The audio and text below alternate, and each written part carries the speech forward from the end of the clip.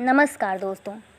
एक मुद्दा तेज़ी से उभर कर आज हमारे सामने आ रहा है, या यूँ कहें तो बातों बातों में हम उसकी चर्चा कर ही देते हैं, और वो है वुमेन एम्पावरमेंट का, नारी सशक्तिकरण का। क्या है नारी सशक्तिकरण? क्यों पड़ी हमको इसकी आवश्यकता? क्या इससे पहले हमारी औरतें सशक्त नहीं थीं? इसको जानने के लिए हमको अपने इतिहास में जाना पड़ेगा। सबसे पहले हम देखते हैं सिंधु घाटी सभ्यता। हम वहाँ पे देखते हैं कि स्त्रियों और पुरुषों को समान अधिकार दिया गया था। औरतें हर एक वो काम कर सकती थीं जो एक पुरुष वर्ग कर सकता है। उनको हर एक काम में अपना डिसीज़न देने का अधिकार था। इसी कारण हम देखते हैं कि वहाँ की जो सभ्यता है वह नगरीय और विकसित सभ्यता कही जाती है।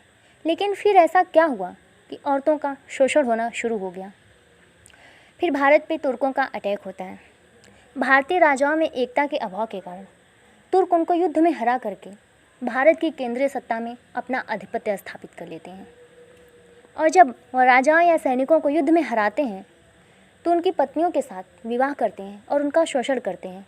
यहाँ तक कि जब वो केंद्रीय सत्ता में आ जाते हैं तो उनको अगर कोई भी लड़की अच्छी लगती है तो उसको वो उठा ले जाते हैं, उसके साथ अमानवीय बर्ताव करते हैं। तो हमारे समाज में लड़कियों की सेफ्टी को लेकर के एक भय उत्पन्न हो जाता है।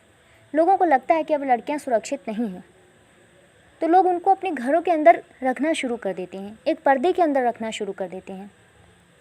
और अनफॉर्चुनेटली पर्दा प्रथा शुरू हो जाती है, और ये बाल विवाह के साथ होता है। माता पिता को लगता है कि बेटियां उनके पास सुरक्षित नहीं हैं, क्योंकि जब वो बड़ी होती हैं तो तुर्क उनको उठा ले जाते हैं, और इस भय के कारण वो बचपन में ही उनकी शादी कर देती हैं। और सती प्रथा के साथ क्या होता है, जब राजा या सैनिक युद्ध में मारे जाते हैं तो अपनी अस्मिता को बचाने के लिए उनकी पत्नियां उनके साथ चिताओं पे जल करके मर जाती हैं, और हमारा ये समाज उसे सती प्रथा का नाम दे देता है। तो ये कोई 1 वर्ष 2 वर्ष की घटना नहीं थी। तुर्क आए, मुग़ल आए और ब्रिटिशर्स आए, तो ये लंबे समय तक हमारे समाज में चली। और जब कोई भी चीज़ लंबे समय तक चलती है तो हम उसे रीति रिवाजों और अपनी परंपराओं से जोड़कर देखने लगते हैं, और यही हुआ। हम बाल विवाह, पर्दा प्रथा और सती प्रथा को अपने रीति रिवाजों से जोड़कर देखने लगे, और ये हमारी सोसाइटी का एक अनफॉर्चुनेट पार्ट बन गई। लेकिन फिर हमारे समाज में कुछ सोशल रिफॉर्मर भी आए, जैसे राजा राम मोहन राय, ईश्वर चंद्र विद्यासागर। ये लोग यूरोप गए, वहाँ के लोगों को देखा, उन्होंने देखा कि वहाँ के देश विकसित हैं। उन्होंने देखा कि वहाँ की जो औरतें हैं वह हर एक काम करने के लिए स्वतंत्र हैं, और इसी कारण वहाँ की जो सभ्यता है, वहाँ की जो कंट्री है वो विकसित है। तो उनको लगा कि कंपेयर में तो इंडिया की औरतों की स्थिति बहुत ही दयनीय है। इसीलिए उन्होंने सोचा कि अगर हमको भारत को विकसित करना है तो औरतों की स्थिति में सुधार लाना आवश्यक है। तो राजा राम मोहन राय ने 1829 में लॉर्ड विलियम बेंटिंक की सहायता से सती प्रथा का अंत करवाया। लेकिन क्या कोई चीज़ अगर कानून बन जाती है तो हम उसे चुपचाप स्वीकार कर लेते हैं? ऐसा बिल्कुल नहीं है। जैसे अगर आज के परिप्रेक्ष्य में देखा जाए तो महिलाओं को संपत्ति का अधिकार मिल गया है, लेकिन क्या कोई महिला अपने पिता से, अपने भाई से संपत्ति मांगती है? नहीं मांगती है। उसे अभी यह अनुचित लगता है, अमानवीय लगता है। लेकिन ऐसा नहीं है कि वो इन फ्यूचर मांगेगी नहीं, वह मांगेगी और उसे मिलेगी भी। तो जो नैतिकता है वह समय के अनुसार बदलती रहती है, और यही उस समय भी हुआ। कानून तो बन गया सती प्रथा के खिलाफ, लेकिन फिर भी औरतें सती हो रही थीं। हम देखते हैं 1984 में राजस्थान में एक औरत सती हुई थी। तो ये सारी चीज़ें हमारे सामाजिक मुद्दों से जुड़ी हुई चीज़ें हैं, और हम इसे चाह करके भी ऑटोमेटिक चेंज नहीं कर सकते। इसको चेंज करने के लिए हमें लोगों के एटीट्यूड को चेंज करना पड़ेगा, जिसमें थोड़ा समय तो लगता ही है। और अगर आज के परिप्रेक्ष्य में देखा जाए तो हम नारी सशक्तिकरण का मतलब क्या निकालते हैं? हम सोचते हैं कि अगर कोई औरत आर्थिक रूप से सशक्त है तो वह सशक्त है। क्या ऐसा सोचना सही है? मेरी दृष्टि में नहीं। अगर मान लीजिए कोई औरत बाहर काम करने जा रही है और वो घर में आकर घर का भी सारा काम कर रही है, प्लस अगर उसे अपने काम के लिए अगर बाहर जाना है तो बिना अपने घर वालों के, बिना अपने हस्बैंड के परमिशन के बाहर नहीं जा सकती, और घर में उसकी कोई वैल्यू ही नहीं है, तो क्या हम कह सकते हैं कि वह सशक्त है? जी नहीं। एक औरत तभी सशक्त बन सकती है जब वह धार्मिक रूप से, राजनीतिक रूप से, आर्थिक रूप से और सामाजिक रूप से हर क्षेत्र में सशक्त हो, तभी हम उसे सशक्त कह सकते हैं।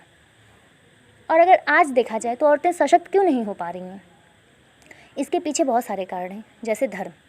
जो धर्म है ना, वो भी हम महिलाओं को आगे नहीं बढ़ने देता है। जब धर्म की बात आती है तो महिलाएं अपने अधिकारों को पीछे करके धर्म को अधिक प्रायोरिटी देती हैं। जैसे तस्लीमा नसरीन 3 तलाक का विरोध करती हैं, महिला हित की बात करती हैं, तो महिलाओं को लगता है कि उनके धर्म के साथ छेड़छाड़ कर रही हैं, तो महिलाएं खुद उनका विरोध करना शुरू कर देती हैं। तो मैं ऐसे धर्म को नहीं मानती जो हमें स्वतंत्रता और समानता न सिखाए बल्कि शोषण सिखाए। तो ऐसा धर्म होता ही नहीं है, तो समाज के कुछ रूढ़िवादी तत्वों द्वारा हमारे ऊपर थोप दिया जाता है। और दूसरी बात, महिलाएं सशक्त क्यों नहीं हो पा रही हैं? तो कहीं ना कहीं हम देखते हैं महिलाओं में एकता का अभाव है। महिलाएं आज खुद एक नहीं हैं। अगर हम संसद का उदाहरण लें तो संसद में महिलाएं हैं, लेकिन जब महिला हितों की बात आती है तो वो उस टाइम पे एक नहीं हो पाती हैं। वह देखती हैं कि वो किस पक्ष की हैं या विपक्ष की हैं या किस पार्टी की हैं। लेकिन अगर वो उस समय ये देखें कि वो सिर्फ महिला हैं और उन्हें महिला हित के लिए लड़ना है, और अगर वो एक हो जाएं तो संसद में 33% महिला आरक्षण का बिल हो या फिर सबरीमाला मंदिर में प्रवेश का मुद्दा, ये सारे बिल पास होंगे और महिलाएं राजनीतिक रूप से सशक्त होंगी। और अगर हम ग्रामीण इलाके में देखें तो अगर कोई लड़की पढ़ना चाहती है, सपने देखना चाहती है, आगे बढ़ना चाहती है, तो समाज की महिलाओं द्वारा ही उसका विरोध किया जाता है। महिलाएं ही उल्टी सीधी बातें करती हैं उसके बारे में। तो हमें इस बात को समझना होगा। इसमें मैं महिलाओं की भी कोई गलती नहीं मानती, क्योंकि हमें बचपन से वही संस्कार दिए जाते हैं, वैसे ही हमारी परवरिश की जाती है कि हम सोचते हैं कि हम जिस माहौल में ढले हैं वैसे अपने आने वाली पीढ़ी को भी ढालें। लेकिन नहीं, हमें अपनी सोच को बदलना होगा और हमें जागरूक बनना पड़ेगा। और एक महिला होने के नाते दूसरी महिला का सपोर्ट करना होगा, तभी हम रियल में सशक्त बन सकते हैं। और तीसरी बात, समाज द्वारा हम महिलाओं की एक छवि बना दी गई है। हमें कम बोलना है, कम हंसना है, सपने देखने का अधिकार नहीं है। महिलाएं घर की समस्याएं तो निपटा सकती हैं, लेकिन बाहर की समस्याएं वो निपटा ही नहीं सकती। तो हमें इन सारी छवियों को तोड़ना पड़ेगा और अपनी एक सशक्त छवि समाज में बनानी पड़ेगी। और अगर महिलाएं ये कहती हैं कि अगर हम कुछ करना चाहते हैं तो समाज द्वारा हमारा विरोध किया जाता है कुछ लोगों द्वारा, तो ये मत सोचिए, विरोध सबका होता है। आपको क्या लगता है, मैरी कॉम हो, कल्पना चावला हो, गीता फोगाट हो या फिर अरुणिमा सिन्हा, अगर उन लोगों ने सपना देखा, उसे पूरा किया, तो क्या उनका विरोध नहीं हुआ? लेकिन उनको पता था कि उनका उद्देश्य सही है। तो आपको भी पता होना चाहिए, अगर आपका उद्देश्य सही है, आपके सपने सही हैं, आप अगर समाज हित के लिए कुछ सोचती हैं, तो जो लोग आपके विरोध में हैं वो भी एक दिन आपके सपोर्ट में आएंगे। तो इसलिए लोगों को देखना बंद करिए और खुद आगे बढ़ने की सोचिए, जागरूक बनिए। और हाँ, अगर आप इस रूढ़िवादी छवि को तोड़ेंगी तो आपके अंदर इतनी क्षमता भी होनी चाहिए कि अगर कोई समस्या आ रही है रास्ते में तो आप उससे निपटने की भी ताकत अपने अंदर रखें। अगर कोई प्रॉब्लम आ रही है तो उससे लड़ें, अपनी रिस्पॉन्सिबिलिटी उठाएं और ख़ुद को सशक्त बनाएं। आज भारत में 48 to 50% आबादी महिलाओं की है, और हम क्या सोचते हैं, महिलाओं को पीछे करके हम अपने देश को विकसित कर सकते हैं? कहा जाता है ना, एक माँ ही एक अच्छे भविष्य का निर्माण करती है। तो अगर हम एक माँ को ही शिक्षित नहीं करेंगे तो कैसे हमारा देश विकास कर सकता है?